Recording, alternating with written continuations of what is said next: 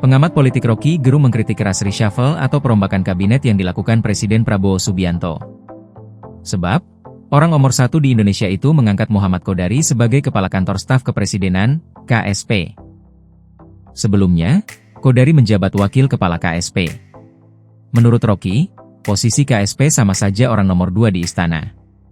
Sayangnya, Rocky menganggap Kodari bukanlah sosok yang tepat berada di jabatan setinggi itu. Kodari dinilai memiliki rekam jejak yang berlawanan dengan demokrasi, yaitu pernah mengusung jabatan presiden 3 periode untuk Jokowi.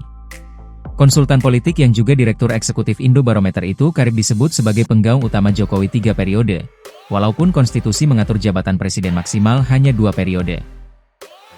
Jelang Pilpres 2024 lalu, bahkan, Kodari ikut mengusulkan pasangan Jokpro atau Jokowi Prabowo, upaya mendukung Jokowi menjadi presiden untuk periode ketiga, dan menyandingkannya dengan Prabowo, mantan rival pada Pilpres 2019 dan 2014.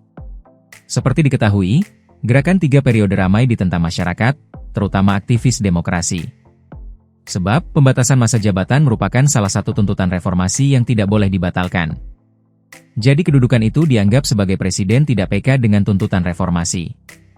Presiden tidak peka dengan tuntutan anak-anak muda kemarin tuh, yaitu bersihkan kabinet dari kelompok yang tidak punya pikiran demokratis, kata Rocky berbicara di program FNN, YouTube Rocky Gerung Official 2024, tayang Kamis, 18 September 2025. Menurut Rocky, dengan Kodari menjadi pemimpin KSP, Prabowo sama saja sedang merencanakan kekuasaan sampai 3 periode.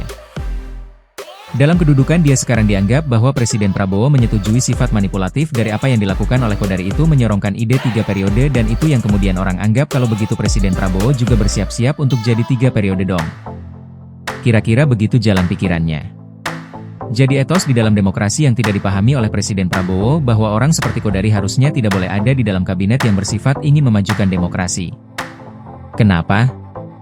Karena pikiran Kodari konservatif, tidak progresif. Konservatif artinya ingin kekuasaan itu tidak berubah. Dan itu yang dia buktikan dengan, bahkan metode ilmiah supaya Jokowi itu diperpanjang 3 periode, paparnya. Rocky pun menyebut Prabowo tidak memahami demokrasi. Menurutnya, kebijakan perombakan kabinet yang dilakukan kali ini menggambarkan Prabowo memiliki cacat etis dalam demokrasi. Jadi terlihat bahwa Pak Prabowo nggak ngerti demokrasi juga akhirnya kan. Kan kalau dia mengerti demokrasi maka dia mesti bilang aparat saya harus orang-orang yang tidak boleh punya sedikit ambisi atau niat untuk menyelundupkan kepentingan politik dengan mengabaikan konstitusi.